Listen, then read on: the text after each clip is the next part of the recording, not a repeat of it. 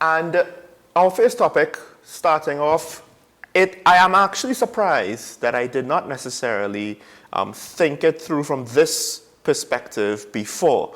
The Prime Minister has come out and basically said that he has good reason not to work with Gary Griffith. And when I think about how things unfolded with regards to when his contract ended, when he was put on acting status, when that was removed, when eventually the whole Police Service Commission was dissolved and the merit list withdrawn and all of that, I do wonder, I mean, realistically speaking, even for Gary to think, you know, you're going to ask the Prime Minister to work with you after there was such a contentious situation and very much implied that he himself was under investigation for something serious enough for the president to make whatever decision.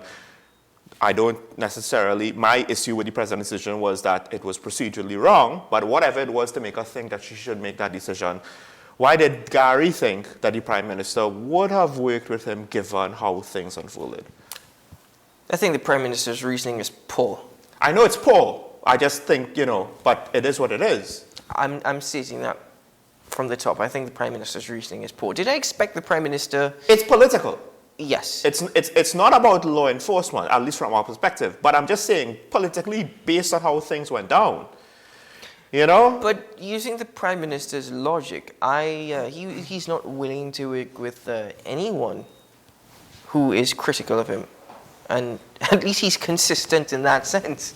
At least he's very consistent. I'm not willing to work with anybody who's critical of me or my government.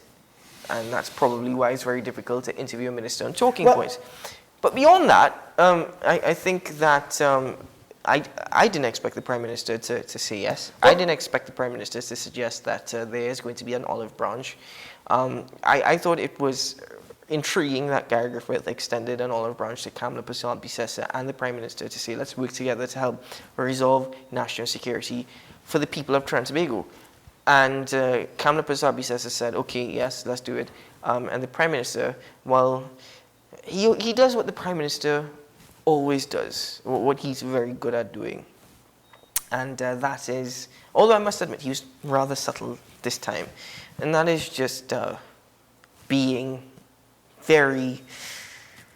You always feel like you're getting a buff from him.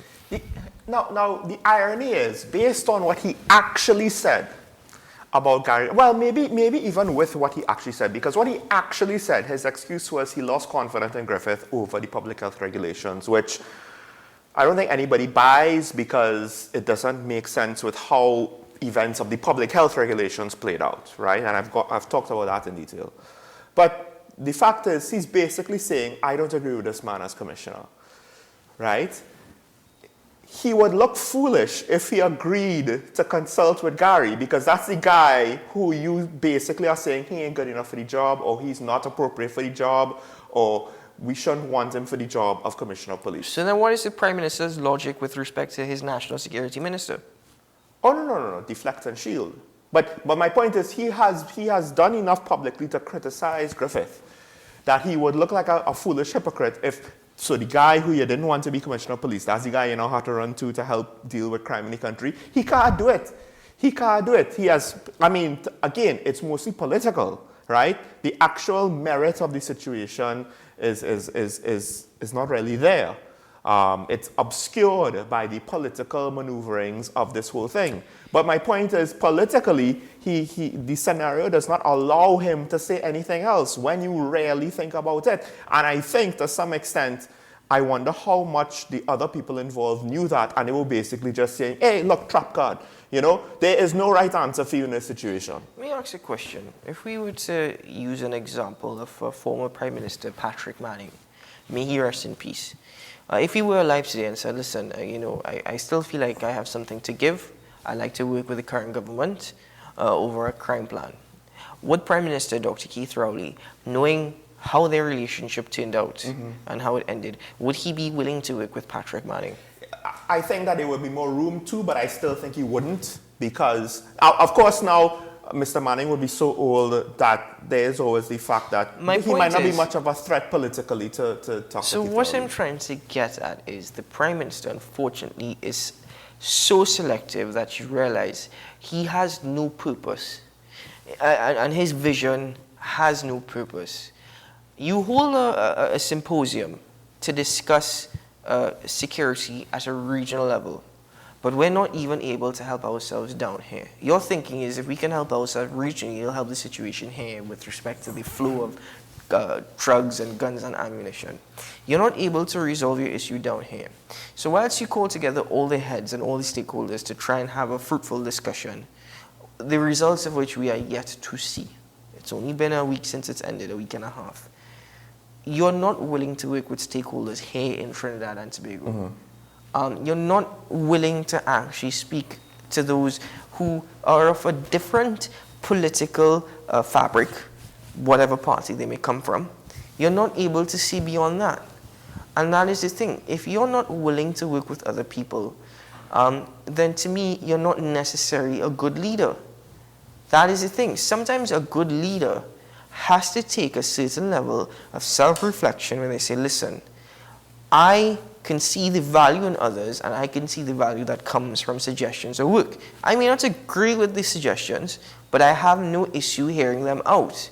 Because at the end of the day, my responsibility is for the greater good of Trinidad and Tobago. And therefore, I'm willing to work for that greater good. But all the options that have been put on the table thus far have not bared any fruit. And therefore, why is it when it seems as though you're out of ideas and options that you don't want to look at anything else? Because politically, in terms of political gain or political will, you are so caught up. Yep. You are so caught up and you're so trapped in that mindset that you yourself cannot recognize when you're failing. We have to move on, but one quick observation to show just what sort of unintended consequences bad decisions could have. The whole situation with the merit list being withdrawn, right? Do I believe it's due to how Gary conducted the public health regulations and enforced them? No. I think it's probably due with the FUL investigations that was conducted, started off by the PSA, which now is a contentious issue in and of itself. But my point is, by not trying to be transparent with your reasoning and doing things behind closed doors because he denied that he met, or at least it was not confirmed, and it was heavily implied, or tried to imply that he did not meet with the president over the withdrawal of the list and all of that. But my point is, by messing up that situation, if it was the case where it was upfront and he was able to say so or give the public enough that, listen, we have this serious investigation, it has some serious implications, then it's easier to take what he just said. But he didn't lay that groundwork, he messed that up, so now he doesn't even have that to fall back on. I just want to quickly add, steering away from the topic for a moment, but you raised the issue of the FULs. One more very quick point. I think if you are investigating Gary Griffith or the investigations under his tenureship as it relates to the granting of FULs, I think also there needs to be a clean, thorough, transparent investigations from former police commissioners as well in Trinidad and Tobago, not just Gary Griffith, as it relates to granting of FULs. And when I say granting, I mean you could grant it to anybody. I'm alluding to the fact that we need to investigate who they granted it to, why they granted it to, if all the checks and processes actually were carried out, and exactly what are the grants. In other words, what are the licenses for, right? All that has to take place. Clean up the whole thing. We need to clean up the whole thing. We need to stop targeting whom we want to target. If an investigation brings forward evidence of any wrongdoing on the part of anybody, I don't care who your name is, I don't care what your political affiliation is. That is of no interest to me, right? At the end of the day, let them face the law. I mean, the whole judicial system is a mess as is. Well, but let them face the law.